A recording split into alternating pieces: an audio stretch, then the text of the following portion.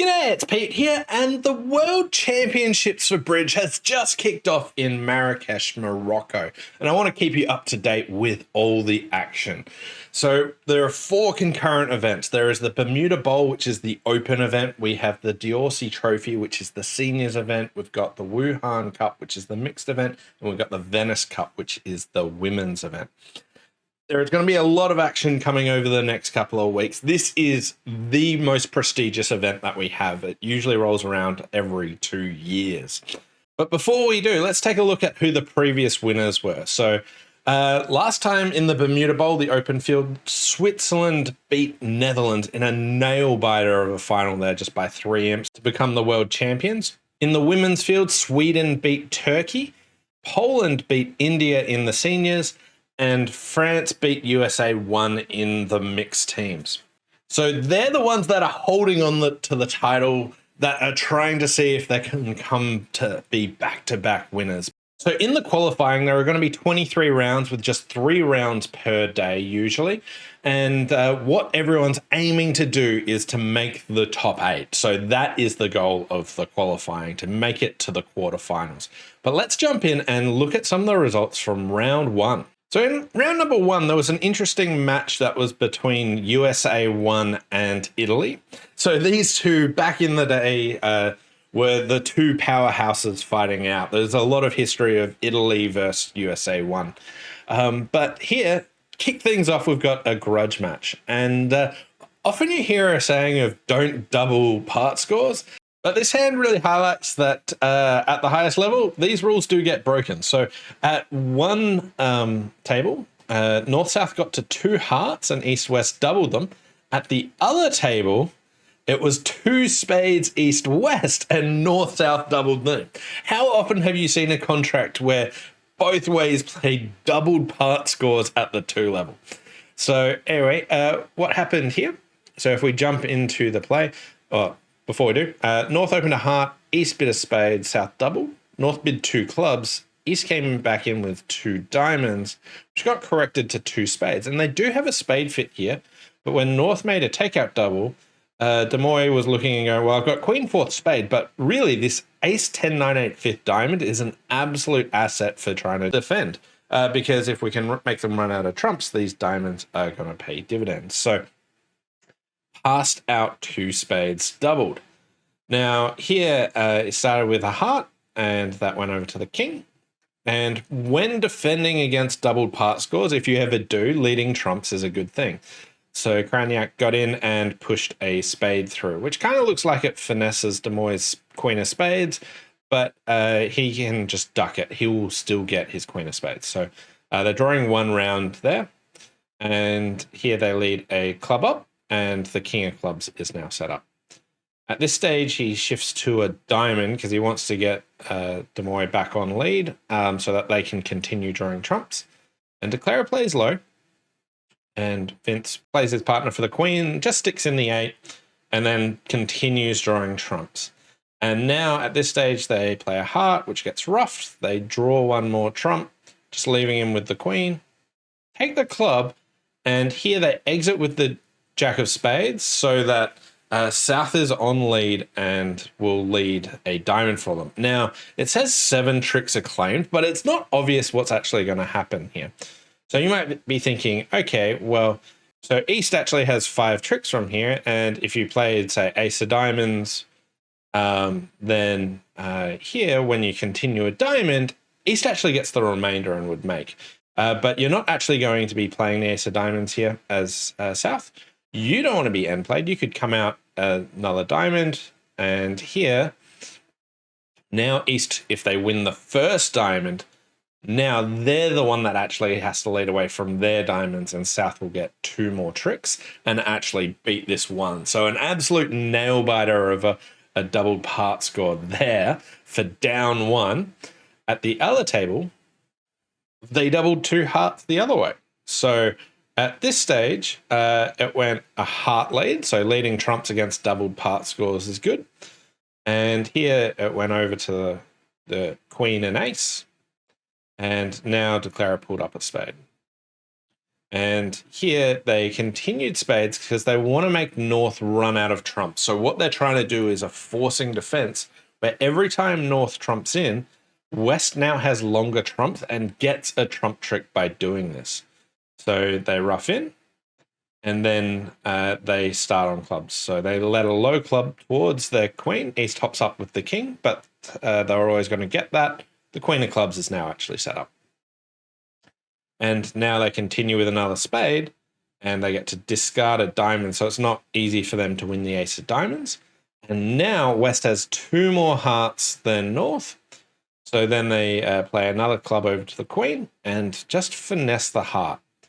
Now, the main issue with this one is because of how all the clubs are in the West hand and they can't play another spade to get over to East.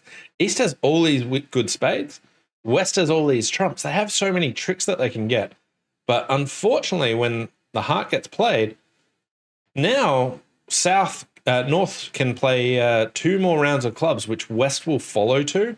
And then West just gets the final 3 tricks and 2 hearts doubled made for a nice pickup for Italy. So here was the score from the match on ViewGraph, but I did want to highlight this one because the official score is actually different to this. USA actually won 37-25. Occasionally you can get ViewGraph errors and they might have some small inaccuracies.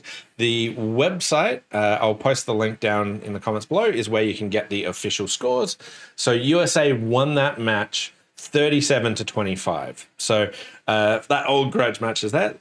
So here we've got a match between Switzerland and India. And I wanted to highlight this interesting board. So here West preempted 3 diamonds, North bid 3 spades, and East raised to 4 diamonds. At the other table, they actually just passed, but then when the opponents got to 4 spades, they actually doubled them. So both tables got to 4 spades, and both tables actually led the ace of hearts here.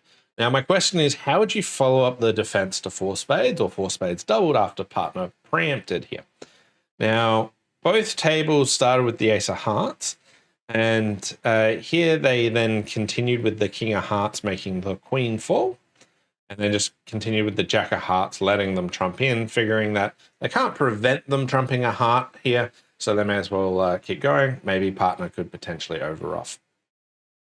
At the other table, they started with the ace of hearts, and then they shifted to a spade, and from there, they were trying to cut down their roughs. Now, if we open up all the hands and go back to the start, 4 spades can be beaten, but you have to find partner's shortage, and this is far from easy. You have to find that partner's got the singleton club and go ace of clubs club. Now, there was no real rush for diamonds. The diamonds weren't going anywhere. Drawing trumps and trying to stop them being able to trump too many hearts is decent, because here, another thing I wanted to highlight here is how many people would actually preempt with this West hand. What you'll notice is at the elite level, people will preempt on very weak hands when they're not vulnerable versus vulnerable. Vulnerability will matter a lot when deciding whether they actually preempt or not. So here they've only got 3 points. They have a side 4-card major, but they get in and preempt 3 diamonds, even with just a 6-card suit. So favorable preempts where you're not vulnerable and the opponents are will come up a lot. So here 3 diamonds was bid at both tables. The killing defense wasn't found. So India actually picked up 5 imps on this board because you can 4 spades doubled and 4 spades both made. No one managed to find the club shift to actually beat that. But the results from the match are India actually took down the previous world champions, winning 32-21. So great result for India there. Some of the other matches that I wanted to point out here, New Zealand actually had a moderate win over Poland, so that was a great result for them. Italy collected all 20 VPs, beating Hong Kong. And also the home country, Morocco, bounced back from their loss for Canada and actually just knocked over USA 1. Some real excitement there, but let's get into the grudge match. USA 1 versus USA 2. And here you might be thinking, how come USA gets 2 actual spots for the Bermuda Bowl or the World Championships? So this isn't like each country gets a spot. The way they actually do this is they divide the world up into different regions, and the amount of players that you get defines how many places or spots that region can enter into the World Championship. So, for instance, North America gets 3 spots, so Canada gets 1 team and USA has 2. Europe gets 6 spots, Asia gets 3 spots, and so on. So yeah, it's really just defined by how big the general bridge playing population in various areas actually is. Anyway, USA 1 versus USA 2. So USA 1 is north-south here, USA 2 is east-west at this table. And here I wanted to highlight an option where here, if you look at this, East-West only have 28 high card points, I think. East has a 17 count, West has 11, and they bid it all the way to Grand Slam here. But not only that, this was actually duplicated at the other table. That 7 clubs was bid. So here, I wanted to highlight this flat board in a grudge match where you've only got 28 points, but you can find your way to Grand Slam. Here, the first auction here between Zia and Mextroth started just with 1 diamond, which was natural, 2 clubs, and 3 clubs are all natural. And then after that, Zia was asking about key cards, and then probably found out about the King of Hearts, is my guess. So it looks like partner's got all the aces, support for clubs, and the King of Hearts. And your third spade can actually just get trumped, and you can deal with it that way. The auction here, Kraniak and Demoy, their auction started a bit different. They actually opened 2 clubs. And you might be thinking, what's 2 clubs? That's not strong enough for 2 clubs. Well, their agreement for 2 clubs is a bit different. They use it to show good 17, but mainly 18 to 20 points balanced.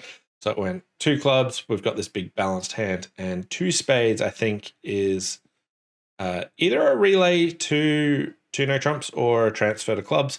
But then similar sort of questions were asked, and they managed to bid Grand Slam here. So I just wanted to highlight not just all the exciting swing boards, but this really important flat board, tough to bid it, not lots of high card points, but Grand Slam here is absolutely fantastic. No finesses needed.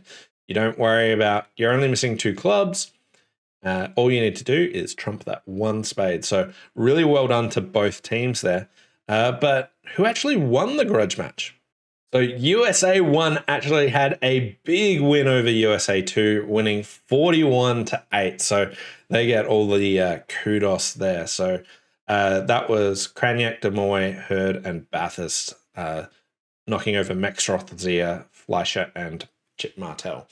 So let's check out the results from the other teams in round 3.